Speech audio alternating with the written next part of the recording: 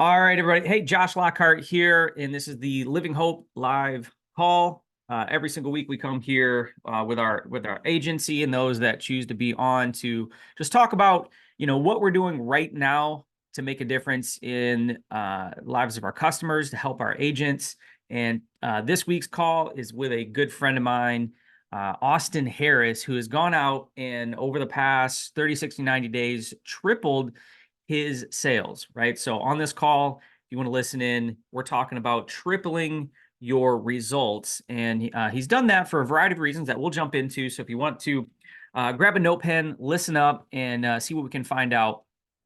And so, Austin, are you there? Can you hear me? Yeah, Josh, I'm here. Awesome, man. Appreciate you for being on. And so, really quick, as we jump into it, so, take us back. I mean, we don't have to go through since you were a baby or anything like that, but just a few months ago, I mean, you started, and I'll give everybody the preface, right? Like, you got started in FFL, new to insurance, right? You can say what you're doing before this, but like pretty much right away, I mean, you did start selling. It wasn't like you were like, oh my gosh, I can't figure this stuff out, but certainly you were kind of stuck at a level where, maybe one week was a good week and you'd, do 8 to 10 families, the next week maybe less. Like kind of walk us through where you were prior to this recent shift or explosion. Yeah, yeah, I was started okay, so I started very, very end of August, so I guess it's been, almost pushing 8 months at this point. But in those first couple months, obviously when you're brand new, you're just trying to get used to the whole industry. I was not in the insurance industry whatsoever. So, you got to get used to selling just basic life insurance, right? Just that's just final expense. And I did that for a few weeks and made some decent sales. And but then I was starting to see, kind of the more successful agents posting a lot of mortgage protection or terms. So I did a lot of mortgage protection as soon as I could. I just learned as much as I could about it. I'm not a homeowner. I don't know anything about mortgages. So I realized didn't take long for me to realize it's a lot easier to sell that than you would think. So that's what I wanted to focus on the most. And I had really good weeks. And then I had some bad weeks, of course. And I guess it's just, the one main mental obstacle you have to go across when you're doing this type of industry is it's one thing to be doing well when you're selling well, but what happens when you're not selling well? Just trying to overcome that obstacle is the hardest thing that I had to encounter. And I'd probably say mentally, I wasn't doing super well a couple weeks because of I just wasn't able to make a sale, and that just let that negativity get to me. Um, and I just had to work myself around it, and that's kind of what led me to do what I'm doing now, which eventually does get to IULs because there's a lot of money to be made in that, and it's my preferred way of selling insurance now, and I'm sure it is yours too, Josh. Yeah, absolutely. Absolutely. And that's good. I mean, yeah, we talk about like, oh, figuring it out and and then it starts to click. We'll say things like, okay, yeah, once you kind of open the door, then things are rolling. We kind of have this idea that like once we get on the path of, submitting 10K a week or doing this or Mhm. doing that, like it's all good. No worries after that. But when you have a bad week, that's when you kind of really figure out what you're made of. Oh yeah, Right, right. absolutely. So, kind of okay, fast forward, right before we started the recording here, we were talking about events. We got a couple big events coming up. We got a lock-in in Greenville. We have a big sales conference in Vegas. Everybody needs to be at one of those or both of those. Um, and when right about the time that you kind of started to elevate your sales was kind of going back a few months to our conference. And so I don't know. What was that? You hadn't been to one of those ever. I know at one point you weren't sure if you wanted to go. How helpful was that for you? And then I don't know, if anything, you don't have to spend a ton of time on it. What did you get out of it that was helpful to bring back? Yeah, I mean, it was extremely helpful. I would definitely say it's worth going to no matter what, kind of stage you're at in this industry, whether you're just starting out or whether you've been in here for almost a year and haven't been to an event. It's still worth going to because, like, for me, I was learning not just by, I was learning by going on YouTube, basically looking up FFL videos and seeing all these star agents, have these interviews about how they actually sell. Um, and of course, it's nice talking to Josh and others here that are also selling really well. But when you have a huge variety of folks that are doing super good, you jot down notes and you want to learn more from them. But it's hard to reach out to them virtually. I mean, I'm sure you can still reach out to them, but seeing them in person right next to you at a conference is so much better, because then you can just be prepared to have some notes, I guess, and ask questions of how you can improve, or how they're, improving themselves and how they got to where they're at. That's one of the most helpful things about the event. But and on top of that, I would say, to answer your question, Josh, I think just being there and seeing all these, really hard-hitting agents that are just normal people, just doing the thing. The only difference is they work hard, and that they, they've planned out the results that they've gotten. And I'd say just going to those events and absorbing as much as you can is really the best advice to give. And that's what I got out of it. Um, just meeting every single person you can. I think Drake, he was saying he had a list of, I don't know, like a list of 100 people he had to see there. And you can do that. You can just meet everyone you want to there. That's a big list. That's a big That's a list. big list. Drake would do I may something be like wrong, that. Drake. I'm sorry. Yeah. All right. So yeah, definitely I'd encourage everybody to get to one. But so you get back, and again, I think if I remember right, I mean, before you were submitting maybe 8 to 10 families a week, sometimes less, Yep. about that at the most. Since then, I mean, you've had plenty of 20 family weeks. I think 10 families is probably a slow week for you. So, like I said, about triple in the production from what I've seen. And so, obviously, I know at convention, you and I had a lot of conversations about IULs. We were starting to get into them. And so, from a new person that, I mean, you just started in the industry less than a year ago to now selling something that a lot of people would say that's really confusing, complicated, maybe even, a little bit intimidating. Kind of talk to us about like what it was like getting started trying to sell those, and then I won't say that we were blundering, but like I feel like it was pretty messy when we first Yeah. started. Well, it was really messy because like the first few IULs I sold, in late 2023, they were just simple mortgage protection. They were just basically, it was just replacing a normal whole life policy. And it's still like permanent coverage, right? And that's how I would sell it. It's still permanent. This is what you're guaranteed uh, to have this policy for, no matter what. Um, and it was because I was scared of IULs, to be honest. I didn't know how to sell them like a proper IUL where there's cash value and all of that. But the more that I looked into it, it's not complicated at all. It's actually so easy to sell an IUL. Just do a little research on it first. If you're really that intimidated, go on YouTube and just, I mean, YouTube FFL IUL agents. There's a lot that are really good at selling it, and, good at breaking it down as simply as possible.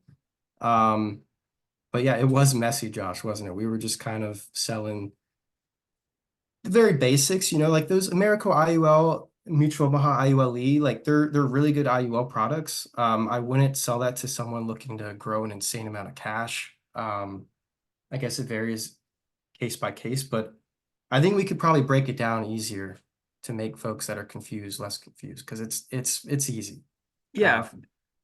Now what we when we now I know what I mean when I say it was messy. Like we were getting on calls and they were taking a long time and kind of like going all over the place. I guess what what's kind of a two-part question. What's something that you think has changed with your IUL presentation Mhm. that has made it go so much better? Well, illustrations are huge for IULs. It's especially if you're talking about the IUL where, hey, I want to grow a good amount of cash value in my policy. I want to actually see good tax-free income, or I want to have a safe retirement.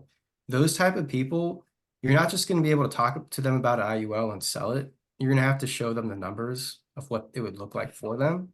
So getting used to illustrations really helps. Um, you want to just make sure you put down the amount of money they're going to want to contribute on a monthly basis, and the illustration will show you everything else. It'll show them what their cash would look like. It'll show them what their actual life insurance will look like years down the road, the living benefits that are provided as well. And every person's different of what they want on IUL. You're not always going to have people that just want the cash value. Maybe they want the living benefits. Um, so the illustration is really going to help streamline the process when you're presenting, because if you're confused, just go with the illustration. Just show them the numbers, what that looks like, and it can almost sell itself. And here's the other thing, right? So like when you actually we'll come back to that, like what you actually do on the phone and kind of what that looks like. Mhm. I guess again, just so it's like super clear for everybody, um, you know, is it that you switch to IULs and like that's what's made your sales so much more, or what are maybe one or two other things that had to do with your increased production, if any? Well, I don't think that I'm submitting more applications. So I definitely do believe the IULs haven't truly increased my numbers. Um, and obviously I have gotten better at just uh, you know, running the business than I did when I first started out. Like, yeah, you do have to be a lot more organized. My calendar is a little more full. I'm using Lead Champ Pro to obviously book a lot more via text than I used to. Combine that with dialing, you're gonna have quite a lot more appointments to actually, provide yourself with more opportunities. Because in my opinion, that's just what is more important. I think just the opportunities of actually speaking to someone leads to a much higher chance of selling. I'm not doing anything that's special. I think just being more organized, having more appointments, and selling IULs. I think those are the three things that have improved my numbers. Yeah, I am not organized. So yeah. Thank goodness for Lead Champ Pro to help with that. So a few things on that. Okay, so just now, the one single biggest sale that you've made so far? Just how much was that one sale in annual premium, let's say? Annual premium was 24,000. 24,000, right? So that's a big sale. And I've always said this, I'll maintain it that of course that doesn't happen all the time, but if you have enough opportunities, i.e. appointments, like you'll just run into some of the big stuff. So it always seems like certain people always sell big policies. It's just because they're running a lot of appointments, they run into it more so than somebody who's running like 5 appointments a week. Like it Yeah. just works out that way, right? Mhm. I agree. Now, you mentioned, setting appointments by text. Of course, Lead Champ Pro helps with that. From a ratio standpoint, how many appointments you think get set by a phone call versus a text message? Honestly, that's a good question. I haven't run up the numbers on that, but if I had to guess, it would probably be somewhere like on borderline 50-50. Um, it depends though. It's weird. Some weeks I'll have a lot of appointments booked via text and like I barely had to do anything. Sometimes, I don't get as many responses as you want. Like none of us can help that. It just depends on, I guess, your lead batch, but um, it's a pretty good ratio. I have not done the exact numbers though, so don't quote me on Yeah, I would no, I would agree with that, right? And so sometimes people are like, "Oh, can I just text or can I like do both, do yeah. everything?" Right? Like you'll get some people that are like, "I don't answer text, call me." And some people are like, "Don't call me, just text me." And you can either argue with them or you can just get to them however you can get to them. Yep. Right. So no, that's really good. That's really good. And then all right, so organized, having more appointments. And Yeah. so obviously with that you're running the IUL leads, and these are, various types of leads. I mean, I think in the ILC there's social media IULs of, different ages, platinum, gold, silver. I know like the platinum, gold, silver, we run a ton of those. Nitro leads is another source for new IUL leads. We run as well. But these are people that have gone on Facebook and they filled out, they've seen some kind of a video or ad about IULs. They have a degree of knowledge based on that. Some people kind of know what they're looking for. Some people just are like, oh, I saw it. It looks interesting. what have you. And so Mhm. I guess from just like bullet points, not necessarily word tracks, but we'll get into that. But from bullet points, kind of what is your like step one, two, three when you get somebody on the phone with an IUL? Like what's kind of like the first thing you focus on, second thing, third thing? Yeah. Well, first, I just want to say, typically with these IUL leads, the information that's provided is pretty limited, but it's enough to work off on a conversation. And that usually includes, like, do you have an IUL? Yes or no? What's your goal for that? Um, so just before I get on the call, I look at that. And when I, get on the phone with them, I don't do too much small talk. I personally hate that when I'm getting sold to and it's a little excessive. So I keep it very straightforward. Just let them know who I am, where I live, and traditionally I'm like, hey, I'm on the East Coast. I'm in North Carolina. If I'm talking to someone like from Maryland, I'm like, look, I live in North Carolina, but I work in all the East Coast states, and this is just what I do. I've wanted to reconnect or I wanted to connect on this request you put in because it looks like you don't have an IUL because I'm looking at the notes, but you want to XYZ. So it could be a number of things. Usually I'd say people say they want to grow their wealth or leave a lot of money behind for their family. So I let them know what they put down. And then sometimes that they start talking and that just creates a good conversation. But let's just keep it simple. If they say yes, that's what I put down. Okay, great. Um, like, have you looked much into IULs and how they work, or do you want me to give you the basics? 90% of the time, they want me to give the basics, so I just let them know what an IUL is. I say first and foremost, at its core, it is a form of life insurance. That's why it was created. It is life insurance. But there's different avenues you can take with an IUL. If you want to grow a lot, you know, if you're a family man and you want to leave a large legacy behind your family, you can focus that route with an IUL and grow a large legacy behind. So when you do pass away, your family will be left with a really good chunk of money. Uh, but you could also focus less on the life insurance and more on the cash growth, where let's say you don't care too much about life insurance, but you want to grow a lot of tax-free cash.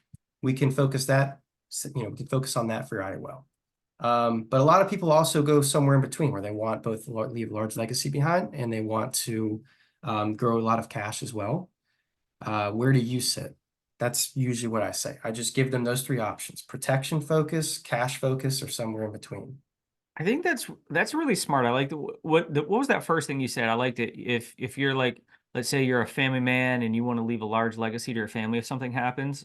Mhm. I don't say it like that, but I really, really like that.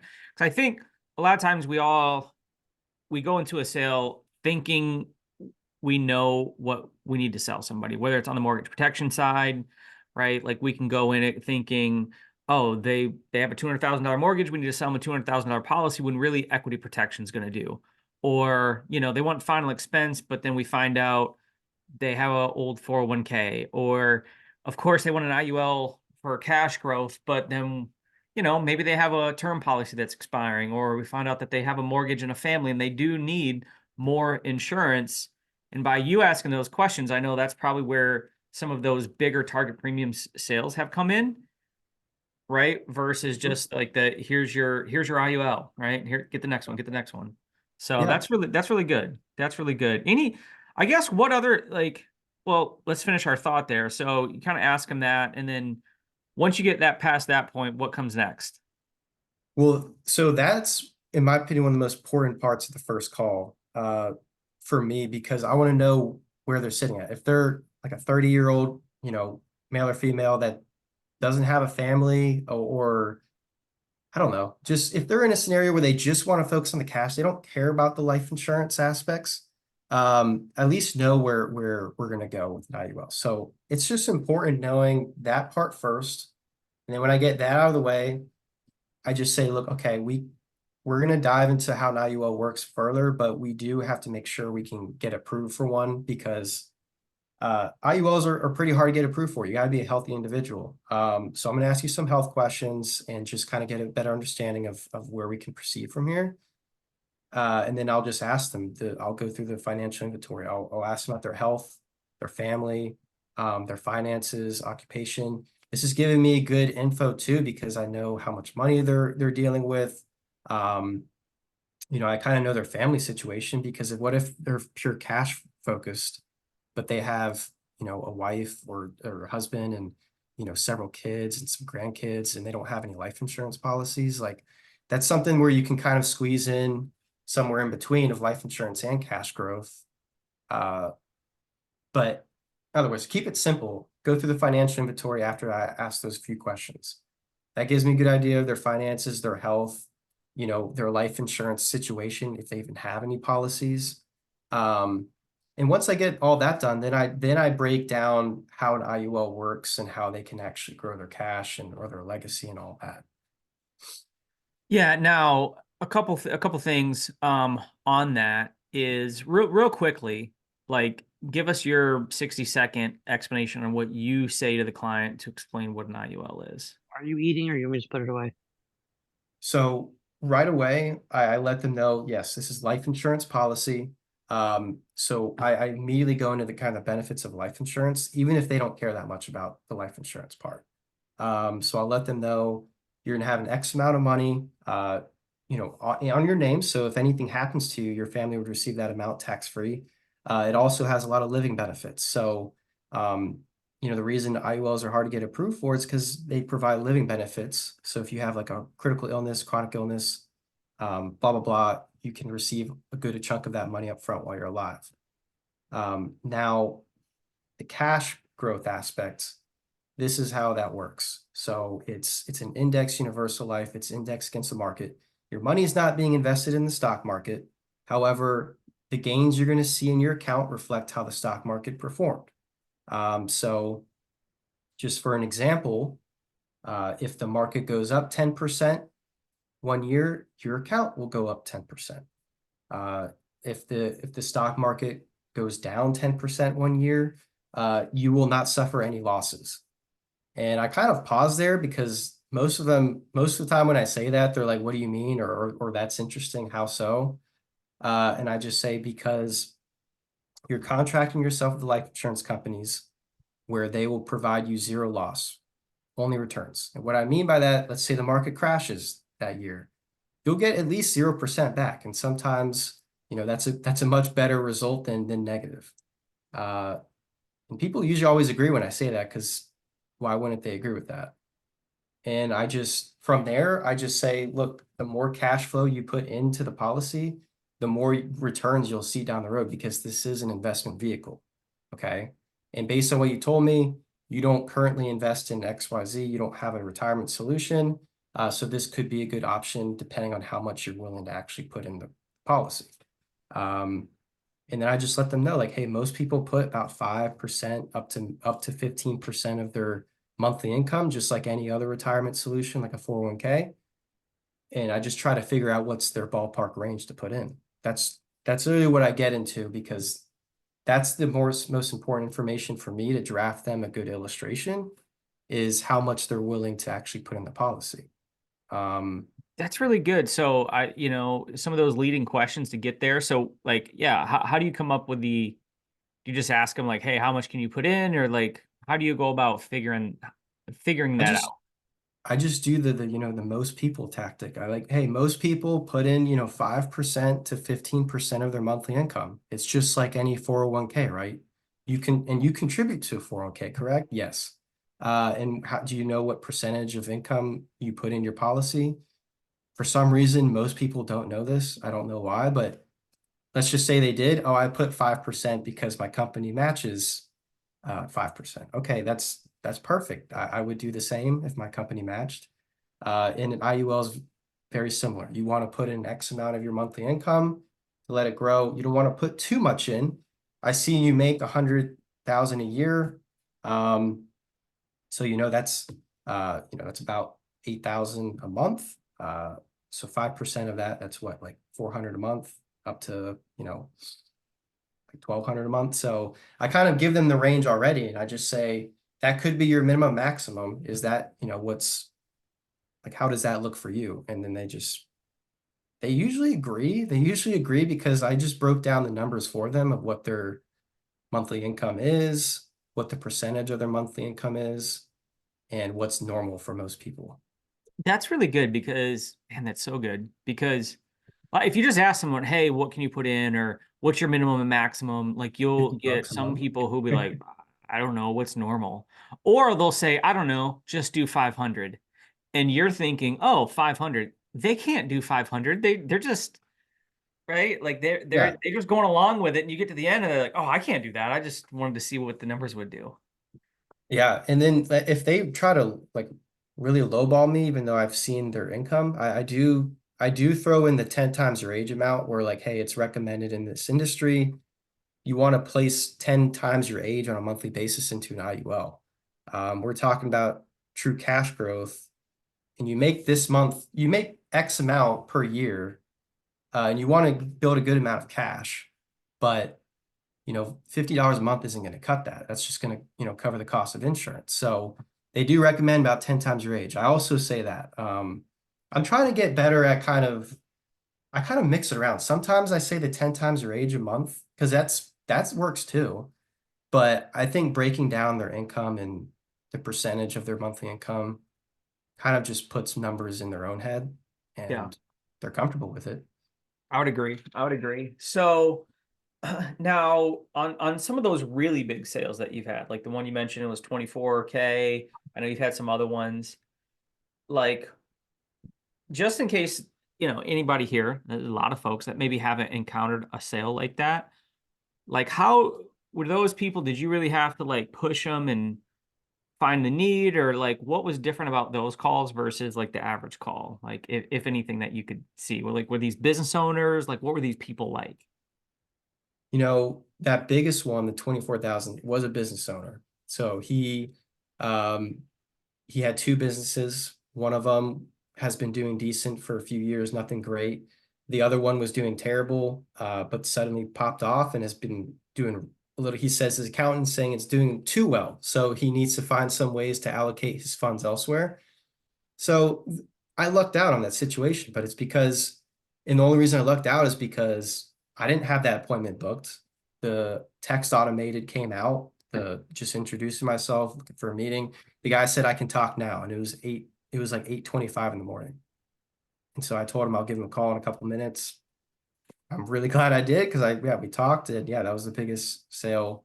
So it was a streak of luck as well, but um business owners was a big one. Another big one I had was just a simple mortgage protection.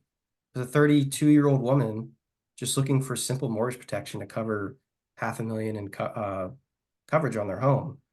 She didn't have any life insurance. It wasn't a hard sale because I just ran through the financial inventory and understood her finances. I understood her life insurance situation. Um, and she wanted a heavy death benefit, and that obviously boosts up the target premium, that boosts up the target premium a lot, so it helped my sale. But Now um she was a good one. I've never talked to her. I feel like I know her because she's responded to like every text, every email in the yeah, whole lead champ system. well, she even called me when an agent was trying to replace her policy, and she called me and put me on the line with the agent. And I basically had to tell him to F off because, like, in fairness, he was probably looking at it and saying, oh, this is a huge death benefit. And he was thinking, like, this isn't structured properly, because it is important to structure your IULs the way that your client wants to. Otherwise, it'll just get replaced by a better agent. So I told him, I was like, look, she wanted this amount. We already went over, her mortgage. This covers everything she needs. And he just awkwardly hung up. But that's like basically you got it, but that's a good lesson though, that you need to properly structure an IUL to fit their needs. That's why I go over those typical three main needs of an IUL, because if someone's, cash focused and, you know, you're giving them a huge death benefit that just gives you a higher commission, someone smarter, like Josh Lockhart's going to come swooping in and steal your policy and set it up properly. And then boom, now you have a chargeback. Not say steal, put the client in a better position. Um, True, so I that is mean, true. two things about that. One, you really took the time to like show her all the options, go through it with her, and she picked what she wanted. So I mean, you did a really good job there. Two, like because of your system, you had a lot of follow-up after she became a client. And Mhm. I went in there, I saw where she had responded to one of the client message that she got, which led to getting you on the phone with that person. So she probably felt, I would assume, that you were staying in contact with her, you were following up, making sure she was okay. So you were top of mind when it came time for somebody to mess with your policy. Yeah. Right. So That's yeah, right. yeah. So in Lead Champ, she was getting all those back end messages, which is super valuable. Yeah. Um, that's awesome. So so we went through, IULs, obviously running into, some bigger clients. How much, because anybody who's done final expense or mortgage protection, especially, us old dogs who were in the field, like honestly, we have a bad habit of just like getting on next, next, next, next. Follow up is not a thing that we do a whole lot. How many of your appointments are one call close, two call close? And then the second part of that is, the underwriting, and that takes follow-up. So what has the follow-up been looking like for you on that? So kind of that two parts there. One call, two Well, close. yeah, I mean, for an IUL appointment, I I try to do 2 calls. That's my thing. I rarely will one call close a true IUL person unless I have a couple times, but only because like, I don't know, I jive with the person pretty well. It was a good time of the day. We both had, an hour to talk. Um, but that's pretty rare. I try to, for the first appointment, I try to just, get all their information down, the intro that we just discussed, finding out what they want out of an IUL, what they can afford, if they're healthy enough, all that. And even if they're super healthy, I still, at the end of it, I pause and I say, hey, look, I work with a lot of different carriers. Um, they all have different guidelines of who they accept and decline. I'm just going to do some digging for you, make sure I find you the lowest cost of insurance, as well as just find the right fit. And I'll go over an illustration with you. And they say, okay, that's works with me. So we just schedule a follow-up call. And before I get them off the phone, I'm going to say, I'm scheduling you for this time so we can go over the illustration and show you what your numbers would look like down the road. After that, we'll have to apply with the carrier. That's just it's a required step we have to take to actually get an IUL. So let's just lock this in and plan for 2 p.m. tomorrow where we can go over the illustration and apply. And then they say, okay.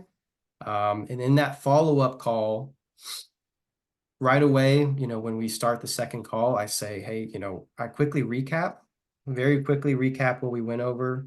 And then I just say, well, now we're going to go over this illustration, show you the numbers, and then we're going to apply with the carrier. Okay. Okay. I just keep saying we're going to apply because that way they at least know, we're probably going to be Getting them getting. to like agree to it all along the way. Yeah. Because that way, if they say no, they're like, oh, I don't have enough time. It's okay. Well, like I said, this call was to go over an application as well, so we can schedule follow-up to do that. Um, if need be, if they're really pushing to get off the phone after the illustration. But yeah, my plan is 2 calls, Now, intro and then illustration / apply. now I'm curious, being that you're doing two calls a lot, do you use the incomplete call button on the what happened button quite often? Yeah, every time because well, I do it every time. One, because then I can write down notes of what happened. So that way I know, okay, the 45-year-old, like 45-year-old healthy wants to do 400 a month up to 800 a month max, stuff like that. And then on top of that, when you schedule the second call, it'll say, hey, I have our new appointment time. I'm going to be calling you from the same number we talked, which is blah blah blah. So it's a follow-up call. Yeah, I mean, because also though, like if you're doing that a lot, like you're getting partial inventories, they can get lost, notes can get lost. Yeah. Somebody no shows that second appointment, and you gotta I mean, that's a lot to like keep up with. Yeah. Um, have you have you found yourself going back to some of those people quite a bit, or like how's that side of it gone for you?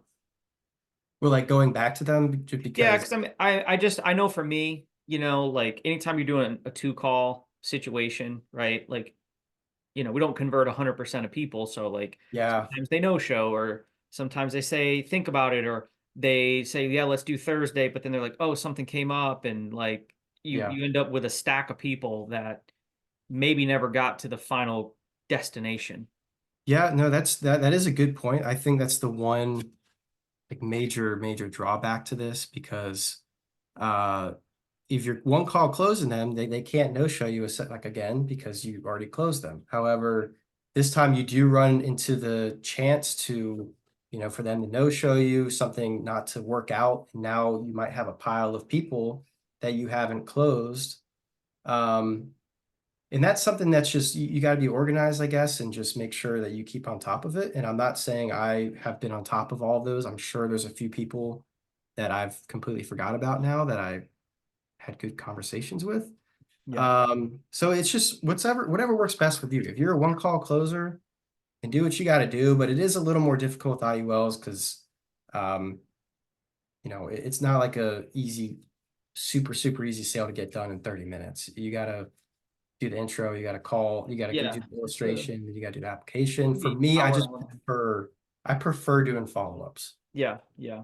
I'm gonna do a quick screen share just to show everybody kind of what we're talking about, what you can do with it. So anybody that has Lead Champ, you'll kind of know what we're talking about. If you don't, this kind of might be foreign here, but you're in the sale. This is my information here, and after it, you hit this what happened button, and you can kind of go, hey, what happened? Show did they get approved because we submitted a sale? Did they go in underwriting?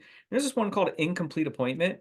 And so it's like if it's what Austin's talking about, right? We have another call because we have to do an illustration or the spouse wasn't home or whatever. We don't have all the information to like show numbers and try to close it down. We can fill this out and put in the inventory, put in our notes. And so set a new appointment.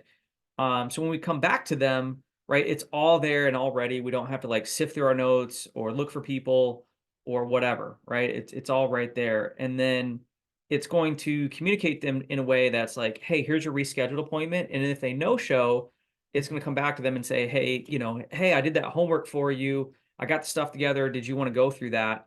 So that's really great. And then in your pipeline, right, all those folks are in a column, so you can go back to them, and Lord knows I have quite a few here. So here we have the incomplete appointment. So we got 76 people here over the last few months of people who we had a conversation with, and then I'm seeing names that I recognize. I'm like, oh man, I need to give them a call. I need to give them a call, but I don't have to go, man, I just lost them. I don't know where they're at, right? Like they're all right here. So yeah, I think moving forward, Jamie Cheerio said this to me a few months ago, and that really got me thinking about this is if we want to increase retention and profitability, right? Historically, there's, we would say, oh, do this, do that, do the other thing. But now, especially that we're not like driving to these people's house and wasting gas on a chance that they're home.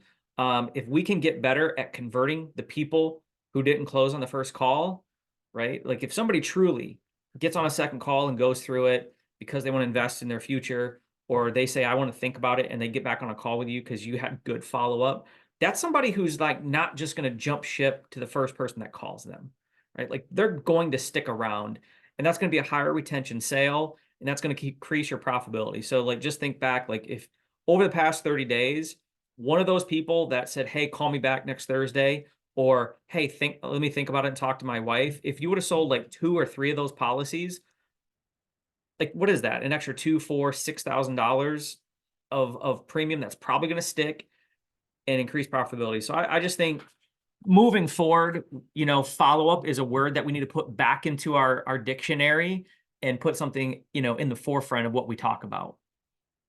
So I'd like to see more calls where we're like talking about how we followed up, what we said, what we did, or, how our systems help, because I think that's going to be something that's going to separate, the absolute top tier agents from, the marginally profitable, marginally successful agents.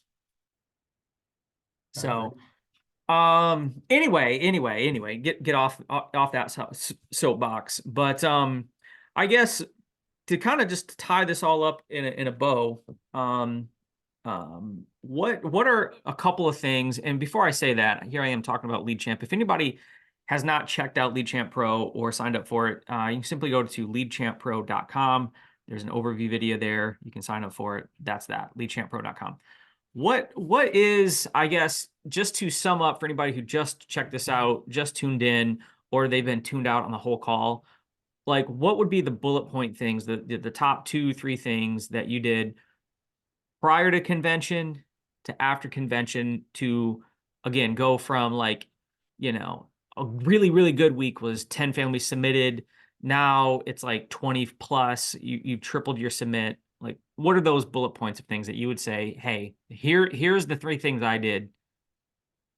Well, the 3 things I did was, one, I learned how to sell an IUL because that will increase your profitability.